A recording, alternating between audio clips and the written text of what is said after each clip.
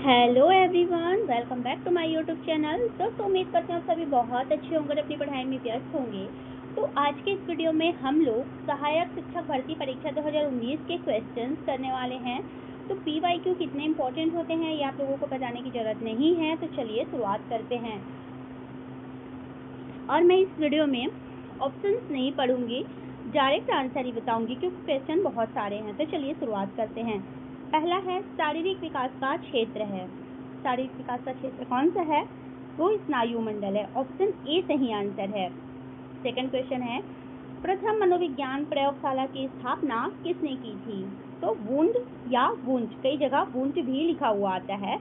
तो प्रथम मनोविज्ञान प्रयोगशाला की स्थापना किसने की थी? तो वुंच ने की थी।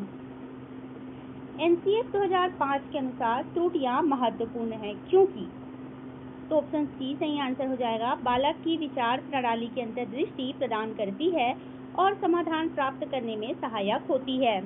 ऑप्शन सी सही आंसर हो जाएगा। क्वेश्चन नंबर 4 में आते हैं। एक कबूतर को हरे प्रकाश पर चोंच मारने के लिए प्रशिक्षित किया गया है। यदि वह सभी रंगों के प्रकाश बिंदु पर चोंच मारता है तो यह घटना है। एक कबूतर है, उसे हरे प्रकाश पर चोंच मारने के लिए प्रशिक्षित किया गया है, ट्रेन किया गया है, लेकिन वह क्या करता है? वो सभी रंगों के प्रकाश बिंदु पर चोंच मारता है। तो यह घटना क्या कहलाएगी? तो यह घटना उद्दीपन सामान्यीकरण कहलाती है। 5 नंबर का क्वेश्चन है, भावनाओं की अभिव्यक्ति की जाती है। भावनाओं की अभिव्यक्ति कैसे की जाती है?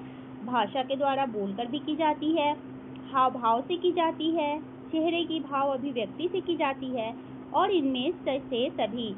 तो भावनाओं की अभिव्यक्ति इनमें से सभी तरीकों से की जाती है। तो ऑप्शन डी सही आंसर हो जाएगा। बधिर बालकों द्वारा सीखी जाने वाली मानक दृश्य सांकेतिक भाषा की अनेक विशेषताएं समानता रखती हैं। तो सही आंसर क्या हो जाएगा? क्वेश्चन नंबर 6 का सही आंसर है दृश्य मुखर भाषा। ऑप्शन ए सही आंसर है। क्वेश्चन नंबर 7 है, दूसरों से संपर्क बनाए रखने हेतु आवश्यक अभिप्रेरक कहलाता है। दूसरों से संपर्क बनाए रखने हेतु आवश्यक जो अभिप्रेरक होता है वह क्या कहलाता है? तो वह कहलाता है समूह प्रियता। ऑप्शन डी सही आंसर है। एक बच्चे की मानसिक आयु 12 वर्ष है और वास्तविक आयु 10 वर्ष है, तो उसकी बुद्धि लब्धि क्या होगी? तो आप लोगों को जो बुद्धि लब्धि निकालने का फॉर्मूला है वो तो पता ही होगा। मानसिक आयु अपॉन वास्तविक आयु मल्टीप्लाई 100। तो मानसिक आयु दिया हुआ है 12 और वास्तविक आयु है 10 मल्टीप्लाई 100। तो 10 10 और 10 12 120। तो हमारा सही आंसर क्या हो जाएगा? 120। एक बच्चे की मानसिक आयु 12 वर्ष है और वास्तविक आयु 10 वर्ष है, तो उसकी बुद्धि लब्धि होगी 120। बुद्धि 7 विभिन्न प्राथमिक मानसिक क्षमताओं का युग्म है। ये किसने कहा है? बुद्धि 7 विभिन्न प्राथमिक मानसिक क्षमताओं का युग्म है, यह किसने कहा है? तो यह थर्स्टन का कथन है। तो थर्स्टन ने क्या कहा? थर्स्टन ने कहा था बुद्धि 7 विभिन्न प्राथमिक मानसिक क्षमताओं का युग्म है। Option D is the correct answer. Question number 10 है, कक्षा में अनुपस्थिति को कम किया जा सकता है। कक्षा में अनुपस्थिति को कम कैसे किया जा सकता है? तो छात्रों से यह कहना कि कक्षा में अनुपस्थित रहना बुरा है, छात्रों को दंड दिया जाना, अनुपस्थित के तथ्यों को अनदेखा करना, या डी है कक्षा को अनवरत एवं प्रभावपूर्ण रूप में पढ़ाया जाए। तो कक्षा में अनुपस्थिति को कम कैसे किया जा सकता है? तो कक्षा को अनवरत एवं अप्रभावपूर्ण रूप में पढ़ाया जावे। 11 नंबर का क्वेश्चन है, जिस प्रक्रिया से व्यक्ति मानव के लिए परस्पर निर्भर होकर व्यवहार करना सीखता है वह प्रक्रिया है। जिस प्रक्रिया से व्यक्ति मानव के लिए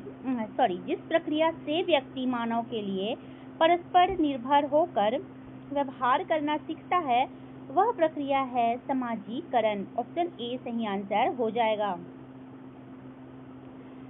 क्वेश्चन नंबर 12 है, किशोर अवस्था में चरित्र निर्माण से जो अवस्था संबंधित है वह निम्न में से है। किशोर अवस्था में चरित्र निर्माण से जो अवस्था संबंधित है वह निम्न में से है। तो वह है आधारहीन आत्मचेतना अवस्था। आधारहीन आत्मचेतना अवस्था किशोर अवस्था में चरित्र निर्माण से संबंधित अवस्था है। Option B is the correct answer.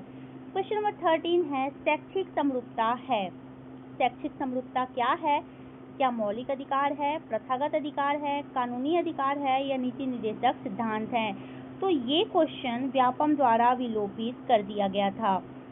तो चलिए आगे बढ़ते हैं। क्वेश्चन नंबर 14 है आरटी 2009 के तहत राज्य में बालक अधिकार संरक्षण संस्था है। आरटी 2009 के तहत राज्य में बालक अधिकार संरक्षण संस्था कौन सी है? तो SCPCR। SCPCR आरटी 2009 के तहत राज्य में बालक अधिकार संरक्षण संस्था है। 15 नंबर का क्वेश्चन है व्यक्तित्व विकास की अवस्था है। व्यक्तित्व विकास की अवस्था है तो अधिगम एवं वृद्धि। व्यक्तित्व विकास की अवस्था क्या है? अधिगम एवं वृद्धि। ऑप्शन ए सही आंसर हो जाएगा। एक बालक को सुनने में परेशानी हो रही है। यदि वार्तालाप के दौरान वह वक्ता के पास आ जाता है, अधिकतया वह जोर से बोलता है, शिक्षक से वह सामान्यतः कृपया पुनः बताए कहता है या उपरोक्त सभी। अगर एक बालक को सुनने में परेशानी हो रही है तो वो बातचीत के दौरान क्या करेगा? जो बात कर रहा है उससे नजदीक आकर बैठ जाएगा और वह खुद भी जोर से बात करेगा और शिक्षक से बार बार यह कह सकता है कि कृपया फिर से बताइए। तो ऑप्शन डी सही आंसर हो जाएगा। एक बालक को सुनने में परेशानी हो रही है यदि वह इन तीनों में से कोई भी कृत कर रहा है तो ऑप्शन डी सही आंसर है। क्वेश्चन नंबर 17 है शरीर के आकार में वृद्धि होती है इस कारण से। शरीर के आकार में वृद्धि होती है इस कारण से शारीरिक और गत्यात्मक विकास होता है। शरीर के आकार में वृद्धि होती है इस कारण से शारीरिक और गत्यात्मक विकास होता है। तो 17 का सही आंसर ए हो जाएगा। परीक्षण जिनमें लिखित शब्दों को शामिल किया जाता है कहलाते हैं। परीक्षण जिसमें लिखित शब्दों को शामिल किया जाता है क्या कहलाते हैं? तो मौखिक परीक्षण कहलाते हैं। मौखिक परीक्षण जिनमें लिखित शब्दों को शामिल किया जाता है। ऑप्शन सी सही आंसर है। क्वेश्चन नंबर 19 है व्यक्तिगत शिक्षार्थी एक दूसरे से डैश में भिन्न होते हैं। व्यक्तिगत विद्यार्थी एक दूसरे से किसमें भिन्न होते हैं? तो विकास की दर में भिन्न होते हैं। व्यक्तिगत शिक्षार्थी एक दूसरे से विकास की दर में भिन्न होते हैं। क्वेश्चन नंबर 20 है बालक का विकास इसका परिणाम है। बालक का विकास तो जैसा आप सभी जानते हैं कि बालक का विकास वंशानुक्रम व वातावरण की अंतः प्रक्रिया का परिणाम होता है। तो ऑप्शन सी सही आंसर है। किस मनोवैज्ञानिक के अनुसार विकास एक सतत और धीमी प्रक्रिया है? किस मनोवैज्ञानिक के अनुसार विकास एक सतत और धीमी प्रक्रिया है? तो ऑप्शन सी स्किनर के अनुसार। स्किनर ने ही कहा था कि विकास एक सतत और धीमी प्रक्रिया है। क्वेश्चन नंबर 22 है किस विषय के शिक्षण के संदर्भ में एक इकाई का अर्थ है? किसी विषय के शिक्षण के संदर्भ में एक इकाई का अर्थ क्या होता है? तो एक प्रकरण जिसे पूरा करने के लिए कुछ पाठों की आवश्यकता हो सकती है। एक प्रकरण जिसे पूरा करने के लिए कुछ पाठों की आवश्यकता हो सकती है किसी विषय के शिक्षण के संदर्भ में एक इकाई का अर्थ होता है।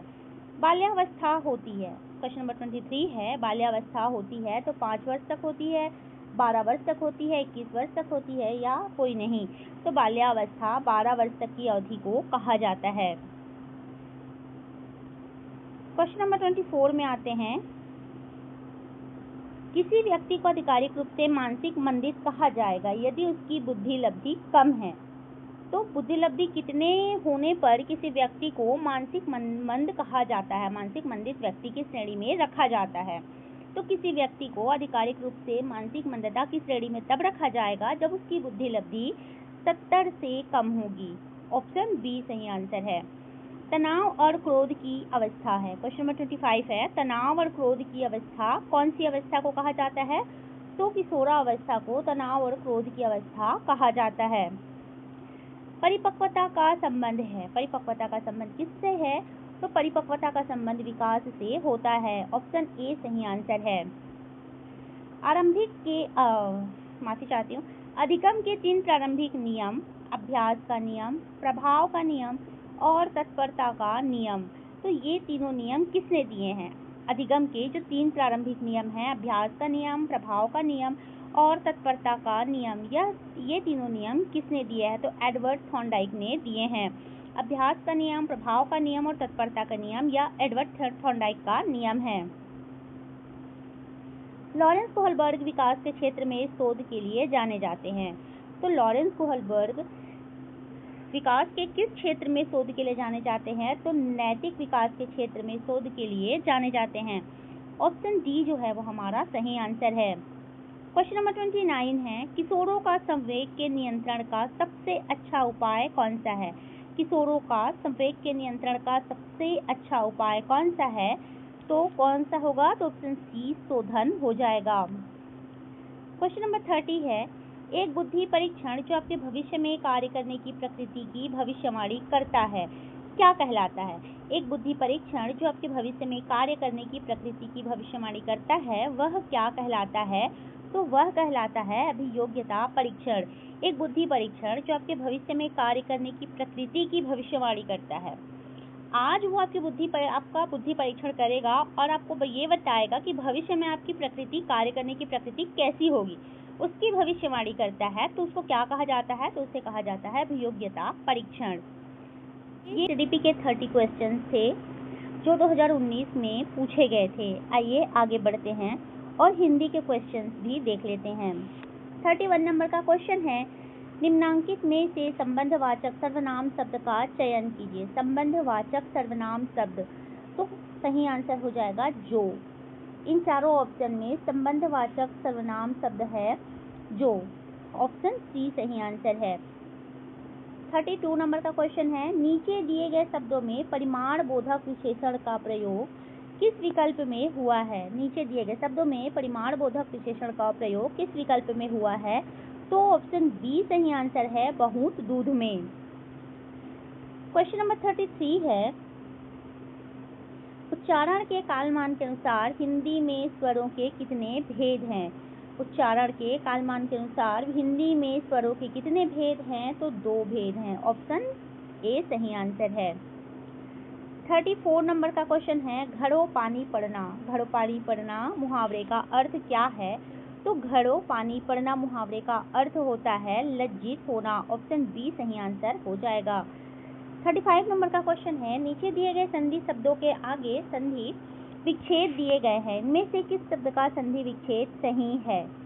तो कौन से शब्द का संधि विच्छेद सही नहीं है पूछा गया, सही नहीं है पूछा गया है। तो निरोग, निरोग ये तो बिल्कुल सही है। अहोरात्र, तो अहोरात्र का संधि विच्छेद गलत है। छत्र, तो महत छत्र ये सही है। और तेजो पुंज, तेजः पुंज ये भी सही है। तो अहोरात्र का संधि विच्छेद इसमें गलत है। ऑप्शन बी सही आंसर हो जाएगा। निम्नलिखित में सुरभि शब्द का सही पर्यायवाची शब्द चुनिए। सुरभि शब्द का सही पर्यायवाची शब्द क्या होता है? तो सुरभि शब्द का सही पर्यायवाची होता है पृथ्वी। ऑप्शन डी सही आंसर है। 37 नंबर का क्वेश्चन है, निम्नांकित समासित शब्दों में अव्ययी भाव समासित शब्द नहीं है। यहाँ पूछा गया नहीं है, तो निम्नांकित समासित शब्दों में अव्ययी भाव समासित शब्द नहीं है। तो कौन सा नहीं है? दस्तकारी। ऑप्शन सी सही आंसर है। 38 नंबर का क्वेश्चन है, व्याकरणिक अनुरूपता को कहते हैं। तो व्याकरणिक अनुरूपता को क्या कहते हैं? तो अन्वय कहते हैं। ऑप्शन बी सही आंसर हो जाएगा। 39 नंबर का क्वेश्चन है, कौन सा शब्द पुल्लिंग सूचक है? झील, जौ, सवारी या गिलहरी। तो पुल्लिंग सूचक शब्द कौन सा है? तो ऑप्शन बी सही आंसर है, जौ। 40 नंबर का क्वेश्चन देख लेते हैं, कौन सा अर्थ द्रोण शब्द का नहीं है? कौन सा अर्थ द्रोण शब्द का नहीं है?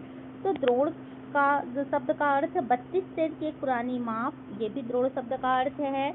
और कौरवों और पांडवों को शिक्षा देने वाले गुरु, उनका भी नाम द्रोण था।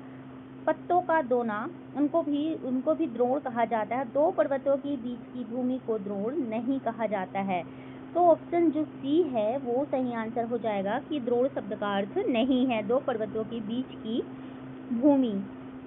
कम मूल्य की 41 नंबर का क्वेश्चन है, कम मूल्य की वस्तु की सुरक्षा के लिए बहुमूल्य वस्तु को सुरक्षार्थ लगाने की क्रिया के लिए लोकोक्ति है। तो कौन सी है? कम मूल्य की वस्तु की सुरक्षा के लिए बहुमूल्य वस्तु को सुरक्षार्थ लगाने की क्रिया के लिए लोकोक्ति है। कम मूल्य की वस्तु है उसकी सुरक्षा के लिए बहुत कीमती वस्तु को सुरक्षा के तौर पर लगाने की क्रिया को क्या कहा जाता है? ये किस अर्थ के लिए लोकोक्ति है? तो अरहर की टट्टी और गुजराती ताला। ये ऑप्शन सी इसका सही आंसर हो जाएगा।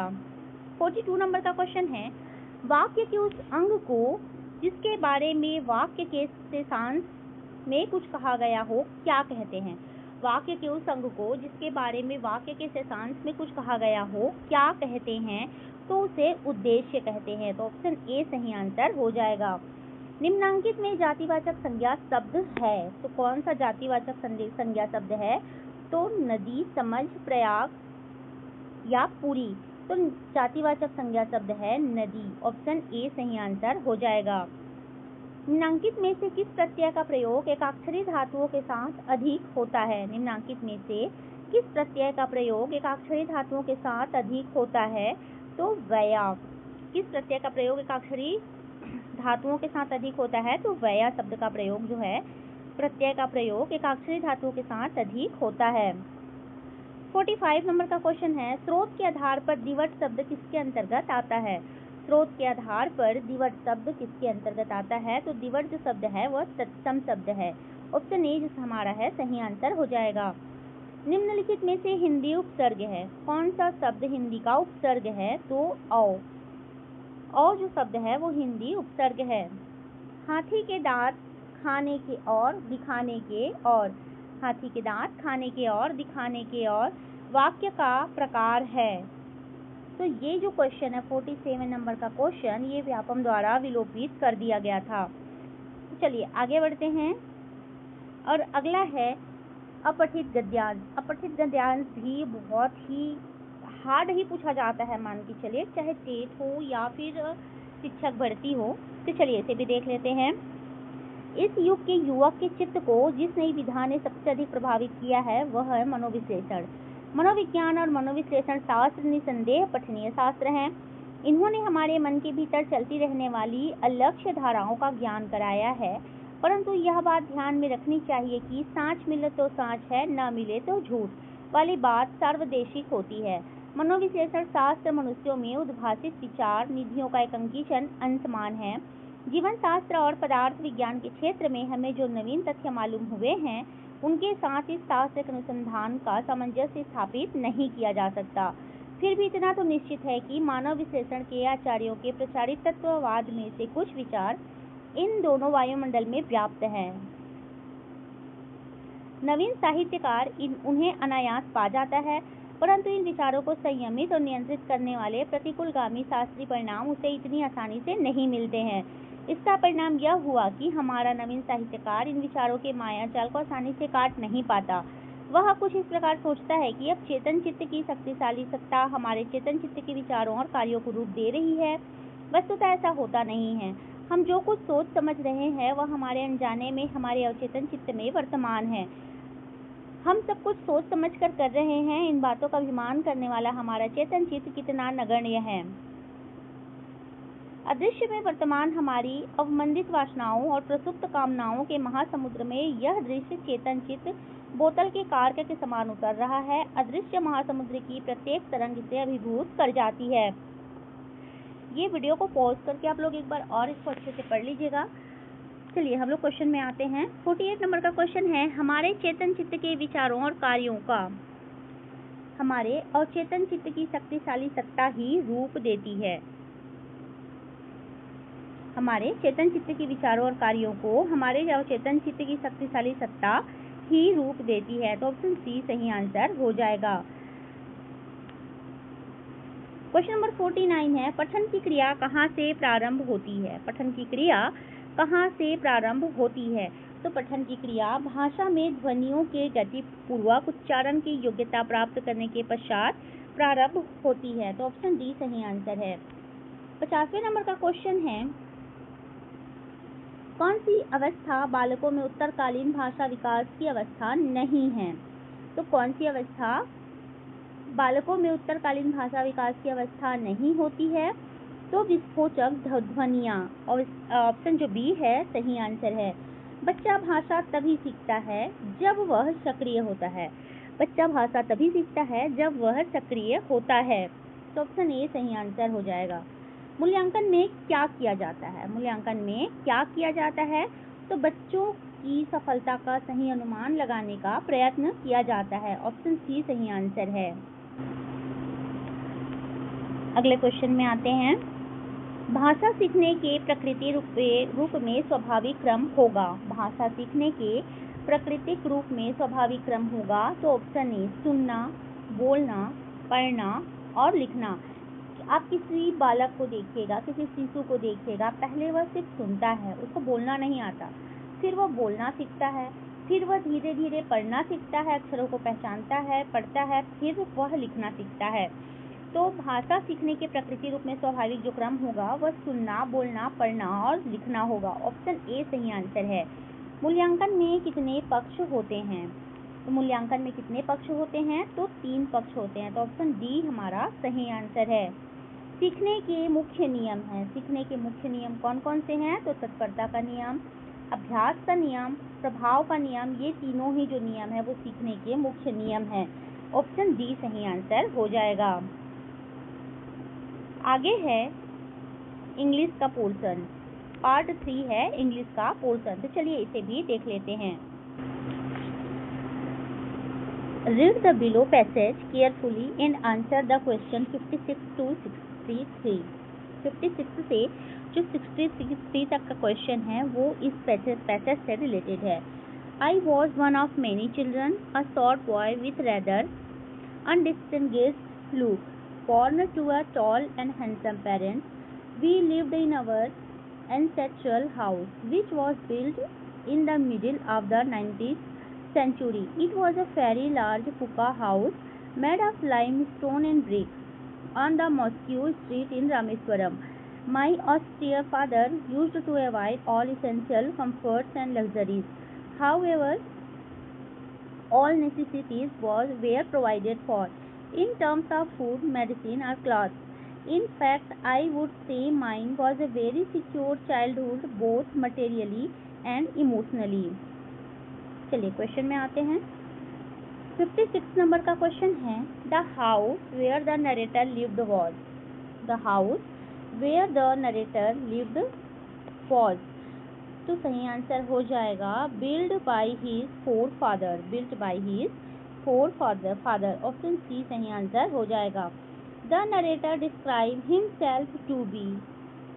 द नरेटर जो लेखक है वो अपने आप को कैसे डिस्क्राइब करता है? तो वो अपने आप को कैसे डिस्क्राइब करता है? तो ऑर्डिनरी लुक के साथ डिस्क्राइब करता है। Ordinary looking. The narrator describe himself to be ordinary looking. 58 number का क्वेश्चन है antonym of the word secure is. Secure का विरोधी शब्द क्या होगा? तो जनरली सी बात है सिक्योर का विरोधी शब्द होगा insecure. Antonyms of the word secure is insecure. 59 number का क्वेश्चन है in the phrase which rather undistinguished look the word looks is a. The word looks is a क्या है? तो नाउन है। जो वर्ड लुक्स है वह क्या है पूछा गया है, तो वह नाउन है। क्वेश्चन नंबर 60 है the synonyms of austere is. The synonym of austere is तो स्ट्रिक्ट एंड सीरियस। ऑस्टेयर का मतलब क्या होता है? तो strict and serious. Option A सही आंसर है। 61 नंबर का क्वेश्चन है the narrator had. The narrator had लेखक के पास बहुत सारे भाई और बहन थे।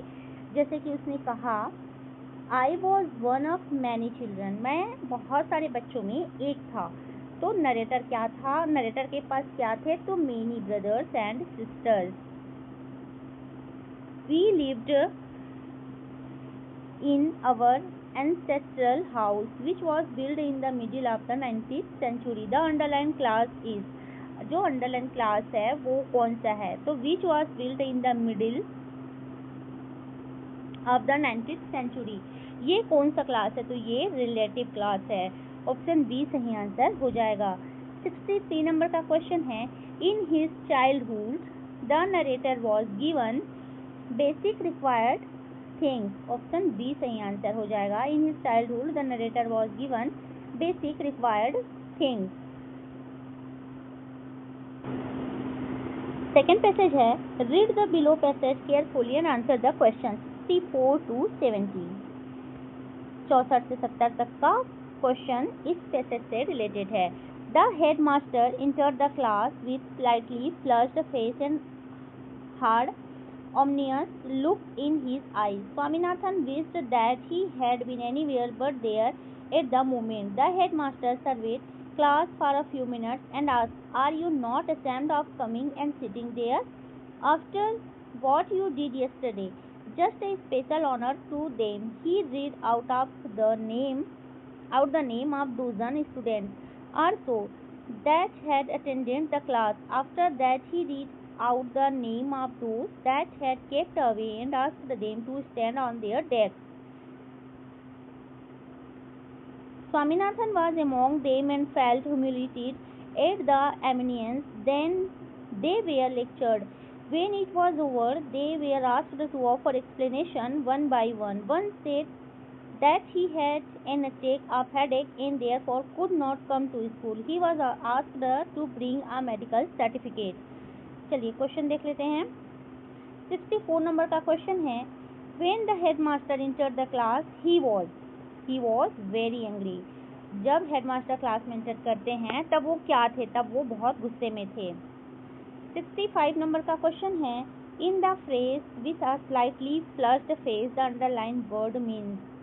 Slightly flushed face, the underlined word जो है flushed face, इसका मीनिंग पूछा गया है, तो इसका मतलब होता है रेड इन द फेस, मतलब गुस्से से तमतमाया हुआ लाल चेहरा।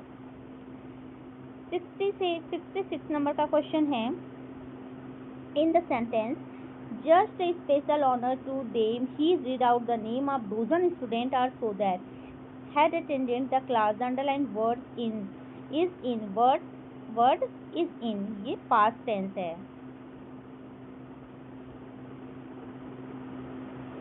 अगला क्वेश्चन है, the headmaster served class for a few minute, the passive voice of his sentence would B.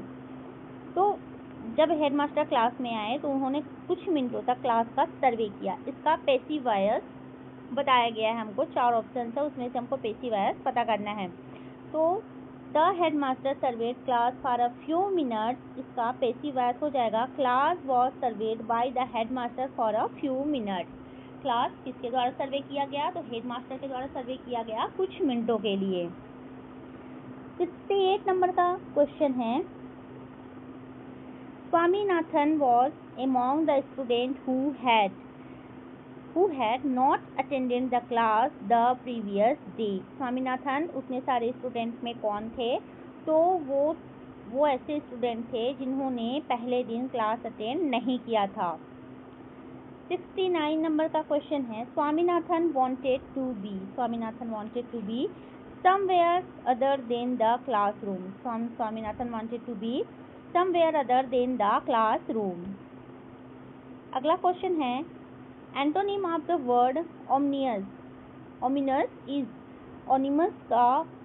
ominous का विरोधी शब्द पूछा गया है, तो ब्राइट, ऑप्शन बी सही आंसर हो जाएगा।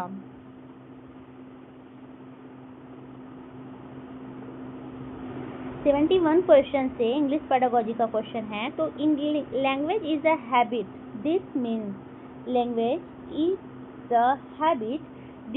लैंग्वेज एक आदत है। इसका मतलब क्या है, तो इसका मतलब होता है language is acquired through regular use. Language is a habit, this means language is acquired through regular use. Language को हम लोग कैसे एक्वायर करते हैं, तो इसे हम लोग रेगुलर यूज के थ्रू एक्वायर करते हैं। 72 नंबर का क्वेश्चन है, Remedial teaching is meant to address gaps in learning. Remedial teaching is meant to address gaps in learning. Option C सही आंसर हो जाएगा। जो क्वेश्चन हिंदी में पूछा गया था, तो सीक्वेंस पूछा गया था लैंग्वेज स्किल का, उसी को इंग्लिश में भी पूछा गया है यहाँ पर। The sequence for teaching language skill should be, तो सही आंसर क्या हो जाएगा, सही आंसर हो जाएगा लिसनिंग, फिर स्पीकिंग, रीडिंग एंड राइटिंग। सुनना, बोलना, पढ़ना और लिखना। तो जो लैंग्वेज है, लैंग्वेज स्किल है, उसका सही सीक्वेंस हो जाता है listening, speaking, reading and writing. Option C सही आंसर है। 74 नंबर का क्वेश्चन है, multimedia materials are used. Multimedia materials are used to aid teaching and learning. Multimedia materials are used to aid teaching and learning. 75 number का question है, learning to grammar should be. Learning to grammar should be, तो सही answer हो जाएगा integrated with listening, speaking, reading and writing. Learning of grammar should be integrated with listening, speaking, reading and writing. Option B सही answer है। 76 number का question है, we dash our mother tongue. हम अपने मदर टंग को क्या करते हैं? एक्वायर करते हैं या लर्न करते हैं? तो हम अपने मदर टंग को एक्वायर करते हैं। We acquire our mother tongue. Option D सही आंसर है। A language teacher should dash the learner communicates in the target language. तो सही आंसर हो जाएगा tolerate errors will. A language teacher should the learners communicates in the target language tolerate errors will. 77 number का question है, उसका सही answer हो जाएगा ऑप्शन बी। 78 नंबर का क्वेश्चन है, इवॉल्यूएटिंग लैंग्वेज प्रोफिशिएंसी इंक्लूड्स इवॉल्यूटिंग। तो इसका सही आंसर हो जाएगा the skill of listening, speaking, reading and writing. Option A सही आंसर है। Language skills are based learned by. Language skill are based learned by, किसके द्वारा? लैंग्वेज को है, लैंग्वेज स्किल को किसके द्वारा बेस्ट सीखा जा सकता है? तो किसके द्वारा सीखा जा सकता है? Using them for communication. अगर हमको इंग्लिश सीखना है तो हमें उसे कम्युनिकेशन में लाना होगा, तब हम उसे बहुत अच्छे तरीके से सीख सकते हैं। In a diverse classroom it is best. In a diverse classroom it is best to use a wide variety of teaching strategies.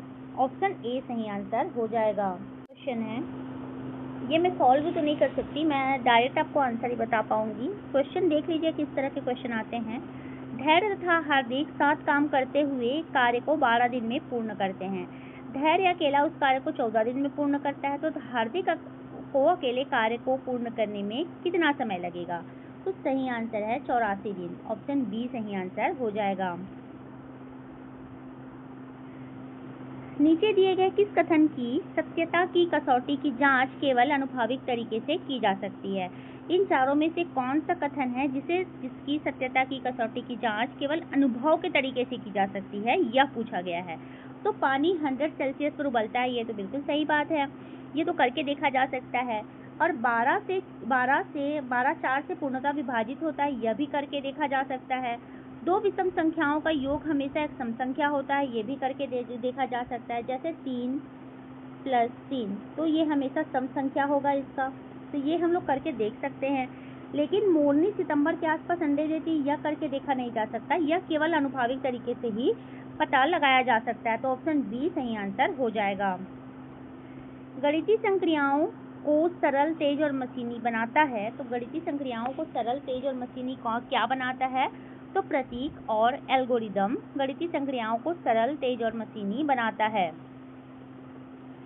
अगर हम एक तरह की दाल पकाना जानते हैं तो इसी तरीके से प्रेशर कुकर का इस्तेमाल करके हम अन्य दालों को भी पका सकते हैं।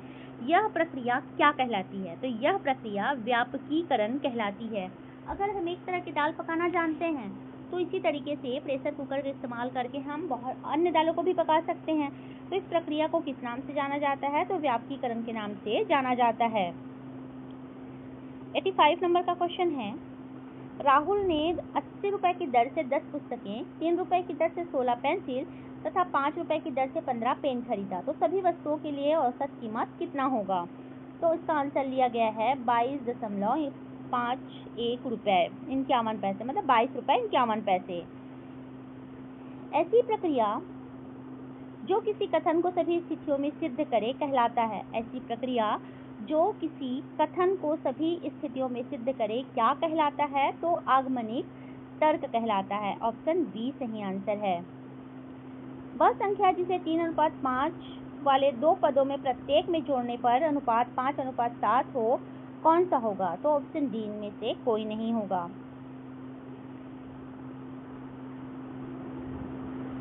गणितीय प्रश्नों को हल करने से किसी व्यक्ति में निम्नलिखित में कौन सी मानसिक क्षमताएं विकसित होती हैं? पैटर्नों और संबंधों को तलाशने की क्षमता, स्पष्ट तरीके से व्यक्त करने की क्षमता, तार्किक और क्रमबद्ध तरीके से सोचने की क्षमता और ऑप्शन डी उपरोक्त सभी। तो गणितीय प्रश्नों को हल करने से किसी व्यक्ति में कौन सी मानसिक क्षमताएं विकसित होती हैं? तो ये सभी मानसिक क्षमताएं विकसित होती है। तो ऑप्शन डी सही आंसर हो जाएगा।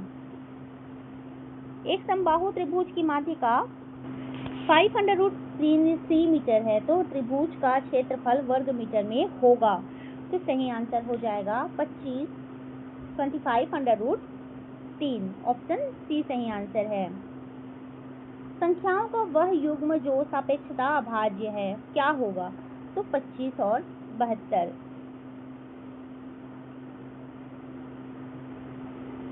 निम्नलिखित कथन में से किसका मतलब रटना है? निम्नलिखित कथन में से किसका मतलब रटना है? तो बच्चे द्वारा किसी जानकारी को मशीनी तरीके से दोहराना। बच्चे द्वारा किसी जानकारी को मशीनी तरीके से दोहराना को रटना की श्रेणी में रखा जाता है। क्वेश्चन नंबर 98 है, नीचे दिए गए सीखने के कौन से मॉडल बच्चों की परस्पर अंतःक्रिया से संबंधित है? कौन सा मॉडल जो है बच्चों की परस्पर अंतःक्रिया से संबंधित है? तो रचनावादी मॉडल। ऑप्शन सी सही आंसर हो जाएगा। नेक्स्ट है, गणित पढ़ाने के संदर्भ में बैंकिंग मॉडल के तहत सही है। गणित पढ़ाने के संदर्भ में बैंकिंग मॉडल के तहत सही है। तो कौन सा ऑप्शन सही है?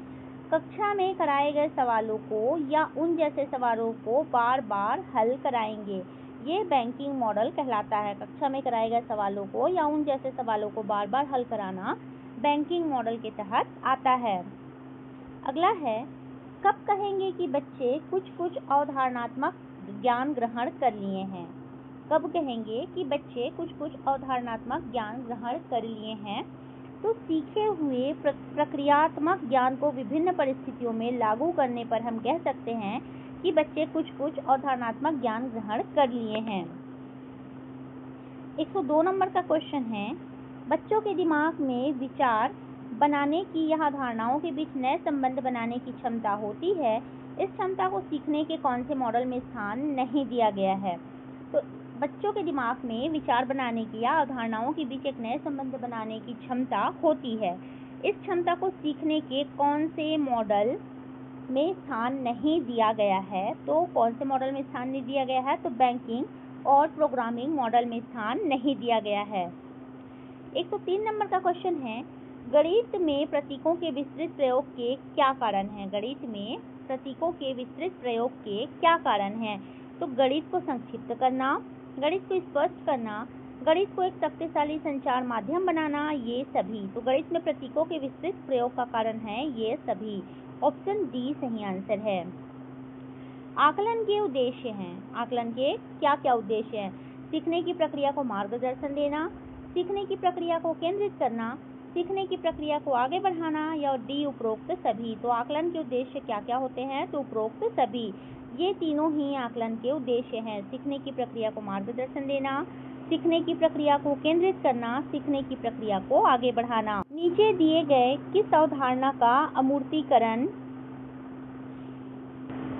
ठोस उदाहरणों से कर सकते हैं? नीचे दिए गए किस अवधारणा का अमूर्तीकरण ठोस उदाहरणों से कर सकते हैं? तो गोलाई का। ऑप्शन डी सही आंसर। अगला पार्ट है पर्यावरण अध्ययन का, तो आइए इसे भी देख लेते हैं। ज्ञान निर्माण में निम्न में से किसकी आवश्यकता होती है? ज्ञान निर्माण में किसकी आवश्यकता होती है? तो अनुभव की आवश्यकता होती है, अवधारणा विकास की आवश्यकता होती है, अन्वेषण तथा सत्यापन की आवश्यकता होती है, और डी उपरोक्त सभी। तो ज्ञान निर्माण में इन सभी चीजों की आवश्यकता होती है। तो ऑप्शन डी सही आंसर हो जाएगा। अगला है, घास, टिड्डा, मेढक, सांप और बाज उपर्युक्त जो खाद्य श्रृंखला है किसका उदाहरण है? तो प्रयुक्त जो खाद्य श्रृंखला है वह परभक्षी खाद्य श्रृंखला का उदाहरण है। ऑप्शन ए सही आंसर हो जाएगा। 113 नंबर का क्वेश्चन है, निम्नलिखित में से कौन गतिविधि की विशेषता नहीं है? कौन गतिविधि की विशेषता नहीं है? तो मानसिक प्रयास, ये तो है। बच्चे की सक्रिय भागीदारी, यह भी है। चुनौती तत्व नहीं होता, यह नहीं है। और प्रकृति दिलचस्प होती है। तो गतिविधि की विशेषता ऑप्शन सी चुनौती तत्व नहीं होता, यह नहीं है। तो ऑप्शन सी सही आंसर हो जाएगा। प्राकृतिक पर्यावरण निम्न में से किन घटकों से मिलकर बनता है? प्राकृतिक पर्यावरण किन घटकों से मिलकर बनता है? तो जैविक और अजैविक दोनों घटकों से मिलकर प्राकृतिक पर्यावरण बनता है। तो ऑप्शन सी सही आंसर हो जाएगा। 115 नंबर का क्वेश्चन है, कौन सा रोग पोषक तत्वों की कमी से होता है? तो कौन सा रोग होता है पोषक तत्वों की कमी से? तो एनीमिया, ऑप्शन डी सही आंसर है। नक्शे में निरूपण का प्रकार कौन सा होता है? तो नक्शे में निरूपण का प्रकार द्विविमीय होता है। नक्शे में निरूपण का प्रकार द्विविमीय होता है। 117 नंबर का क्वेश्चन है, कौन सा अंतर नक्शे को चित्र से अलग करता है? दृष्टिकोण, पैमाना, निरूपण का प्रकार और उपरोक्त सभी। तो कौन सा अंतर नक्शे को चित्र से अलग करता है? तो ऑप्शन डी सही आंसर हो जाएगा। पर्यावरण अध्ययन सीखने की प्रक्रिया में उपकरणों का सही उपयोग किस दृष्टिकोण से संबंधित है? पर्यावरण अध्ययन सीखने की प्रक्रिया में उपकरणों का सही उपयोग किस दृष्टिकोण से संबंधित है? तो कौशल आधारित दृष्टिकोण से संबंधित है। फ्लूओरोसिस रोग का कारण है। फ्लूओरोसिस रोग का क्या कारण होता है? तो फ्लूओराइड की अनुपस्थिति फ्लूओरोसिस रोग का कारण होती है। विभिन्न ऋतुओं के माध्यम से बच्चे किस पर्यावरण को जान पाते हैं? विभिन्न ऋतुओं के माध्यम से बच्चे किस पर्यावरण को जान पाते हैं? तो प्राकृतिक पर्यावरण को जान पाते हैं विभिन्न ऋतुओं के माध्यम से। कौन सा पारिस्थितिक तंत्र मानव निर्मित है? तो कौन सा पारिस्थितिक तंत्र मानव निर्मित है? तो कृषि भूमि। कृषि भूमि का जो पारिस्थितिक तंत्र होता है वह मानव निर्मित होता है। बच्चों की नज़र में पर्यावरण के कौन से आयाम की अधिकता दिखाई देती है? बच्चों की नज़र में पर्यावरण के कौन से आयाम की अधिकता दिखाई देती है? तो ऑप्शन ए भौतिक आयाम की अधिकता दिखाई देती है। कौन सी गतिविधि नहीं है? कौन सी गतिविधि नहीं है? सामग्री का उपयोग, खेल, शिक्षक द्वारा प्रदर्शन या कोई अनुभव। तो कौन सी गतिविधि नहीं है? तो शिक्षक द्वारा प्रदर्शन बच्चों के लिए कोई गतिविधि नहीं होती है। 124 नंबर का क्वेश्चन है, पर्यावरण अध्ययन पाठ्यक्रम से निम्न में से कौन सी अपेक्षाएं हैं? पर्यावरण पाठ्यक्रम से कौन सी अपेक्षाएं होती हैं? तो मूल्यों की समझ इसकी अपेक्षा होती है, अवधारणाओं की समझ, जानकारियों का संग्रह, कौशल विकास और उपरोक्त सभी। तो 124 नंबर के क्वेश्चन का आंसर हो जाएगा उपरोक्त सभी। बढ़ते हैं अगले क्वेश्चन की ओर। रचनावाद का सिद्धांत निम्न में से किस पर आधारित है? रचनावाद का सिद्धांत किस पर आधारित है? तो रचनावाद का सिद्धांत अनुभव पर आधारित होता है। ऑप्शन डी सही आंसर है। भारत में बाल विवाह निषेध अधिनियम किस वर्ष लागू किया गया था? तो भारत में बाल विवाह निषेध अधिनियम 2007 में लागू किया गया था। ऑप्शन सी सही आंसर है। 127 नंबर का क्वेश्चन है, कौन सा संयुक्त परिवार का लाभ है? बच्चों का बेहतर अध्ययन, आपसी समायोजन, एकता, अनुशासन और उपरोक्त सभी। तो संयुक्त परिवार के लाभ ये सभी हैं। तो ऑप्शन डी सही आंसर हो जाएगा। प्रोजेक्ट कराए जाने का प्रमुख उद्देश्य निम्न में से क्या है? प्रोजेक्ट कराए जाने का प्रमुख उद्देश्य क्या है? तो प्रायोगिक शिक्षण। प्रायोगिक शिक्षण प्रोजेक्ट कराए जाने का प्रमुख उद्देश्य होता है। सीखने में शिक्षक की भूमिका क्या होती है? सीखने में शिक्षक की भूमिका एक मार्गदर्शक के रूप में होती है। ऑप्शन बी सही आंसर हो जाएगा। समाज में नशाखोरी फैलने का कारण कौन सा नहीं है? समाज में नशाखोरी फैलने का कारण कौन सा नहीं है? तो नशा मुक्ति केंद्र समाज में नशाखोरी फैलने का कारण नहीं है। भाग्य शिक्षा की कमी है। नशा संबंधी पदार्थों की खुलेआम बिक्री यह भी है। और पाश्चात्य संस्कृति समाज में नशाखोरी फैलने का कारण है, लेकिन नशा मुक्ति केंद्र समाज में नशाखोरी फैलने का कारण नहीं है।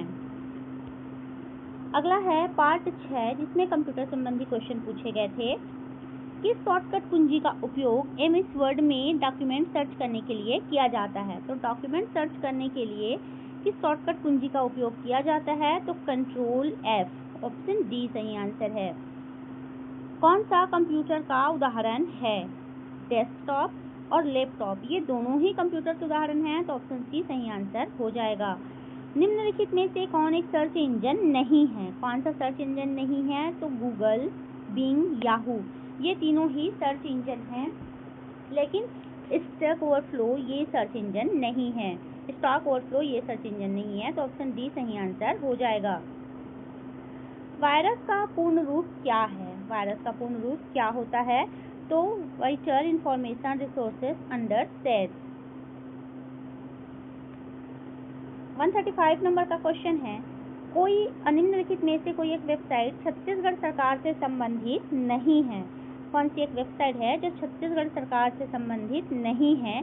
तो CGBSE ये तो है, CG बोर्ड का है, CSPDL ये विद्युत विभाग का है, और भूइयाँ ये शायद जमीन की खरीदी बिक्री का वेबसाइट है, लेकिन www.nitr.ac.in ये छत्तीसगढ़ सरकार से संबंधित नहीं है। निम्नलिखित में से कोई एक नॉन इम्पैक्ट प्रिंटर नहीं है, तो कौन सा नॉन इम्पैक्ट प्रिंटर नहीं है? तो डेजी व्हील नहीं है, ऑप्शन बी सही आंसर है। निम्नलिखित में से कोई एक कमर्शियल ऑपरेटिंग सिस्टम नहीं है। कौन सा कमर्शियल ऑपरेटिंग सिस्टम नहीं है? तो फेडोरा नहीं है, ऑप्शन ए सही आंसर है। बाकी ये तीनों कमर्शियल ऑपरेटिंग सिस्टम है, Mac OS, MS Windows, IBM का AIX। MMS का पूर्ण रूप क्या है? MMS का पूर्ण रूप होता है मल्टीमीडिया मैसेजिंग सर्विस। MMS का पूर्ण रूप होता है multimedia messaging service, option B सही आंसर है। 139 नंबर का क्वेश्चन है, 1 गीगाबाइट डैश के बराबर होता है। तो 1 गीगाबाइट 1024 मेगाबाइट के बराबर होता है। 1 गीगाबाइट कितने मेगाबाइट के बराबर होता है? तो 1024 मेगाबाइट के बराबर होता है, ऑप्शन ए सही आंसर है। कंप्यूटर उपकरणों के संदर्भ में विषम को चुनें। कंप्यूटर उपकरणों के संदर्भ में विषम को चुनें। प्लॉटर, मॉनिटर, स्कैनर और CPU। तो प्लॉटर, मॉनिटर, स्कैनर ये तो तीनों एक ही जगह रहते हैं, लेकिन CPU अलग रहता है, तो विषम में आ जाएगा CPU। सामान्य ज्ञान भाग 7 में पूछा गया था सामान्य ज्ञान, तो चलिए इसे भी देखते हैं। बैलाडीला में लौह अयस्क के कितने निक्षेप हैं? तो बैलाडीला में लौह अयस्क के 14 निक्षेप हैं, ऑप्शन ए सही आंसर है। सबसे अधिक लवणता वाला सागर कौन सा है? तो सबसे अधिक लवणता वाला सागर मृत सागर है। सबसे अधिक लवणता वाला सागर कौन सा है? तो मृत सागर है। भारत में कितनी पंचवर्षीय योजनाएं पूर्ण हुई हैं? तो 12 पंचवर्षीय योजनाएं पूर्ण हुई हैं। 144 नंबर का क्वेश्चन है, निम्नलिखित में से किस अधिवेशन में कांग्रेस 2 समूहों नरम दल और गरम दल में विभाजित हो गया था? तो सूरत का अधिवेशन था जिसमें कांग्रेस नरम दल और गरम दल में विभाजित हो गया था। पिग्मी का निवास स्थान कहाँ है? पिग्मी का निवास स्थान कांगो बेसिन है। पिग्मी का निवास स्थान कहाँ है? तो कांगो बेसिन है, ऑप्शन बी सही आंसर है। प्रति व्यक्ति आय का कौन सा फॉर्मूला सही है? क्वेश्चन पूछा गया है, प्रति व्यक्ति आय का कौन सा फॉर्मूला सही है? तो प्रति व्यक्ति आय बराबर विशुद्ध राष्ट्रीय आय बटे जनसंख्या। प्रति व्यक्ति आय बराबर विशुद्ध राष्ट्रीय आय बटे जनसंख्या, ये फॉर्मूला सही है, तो ऑप्शन बी सही आंसर हो जाएगा। 147 नंबर का क्वेश्चन है, इस राज्य के कुल राजस्व में से खनिज से लगभग कितने प्रतिशत राजस्व प्राप्त होता है? तो खनिज से लगभग 27% राजस्व प्राप्त होता है। 148 नंबर का क्वेश्चन है, इस राज्य की सबड़ी नदी का उद्गम स्थान है। तो जो छत्तीसगढ़ राज्य में सबड़ी नदी बहती है उसका उद्गम स्थान कौन सा है? तो नंदपुर पर्वत, ऑप्शन ए सही आंसर है। किसके निम्नलिखित में से किसके वायसराय काल में बंगाल का विभाजन कार्यान्वित किया गया था? जब बंगाल का विभाजन किया गया था 1905 में, तो वायसराय कौन था? तो लॉर्ड कर्जन था, ऑप्शन बी सही आंसर है। 150 नंबर का क्वेश्चन है, लैब्राडोर जलधारा प्रवाहित होती है। लैब्राडोर जलधारा कहाँ प्रवाहित होती है? तो कहाँ प्रवाहित होती है? उत्तर अंध महासागर में। लैब्राडोर जलधारा उत्तर अंध महासागर में प्रवाहित होती है। तो चलिए दोस्तों, 2019 में जो क्वेश्चन पूछे गए थे उसको हमने इस वीडियो में कवर किया है। अगले वीडियो में हम लोग 2023 में जो असिस्टेंट टीचर की भर्ती हुई थी उसमें जो क्वेश्चन पूछे गए थे उसको कवर करने वाले हैं, फिर शिक्षक भर्ती में आएंगे। तो चलिए मिलते हैं नेक्स्ट वीडियो में, तब तक के लिए धन्यवाद।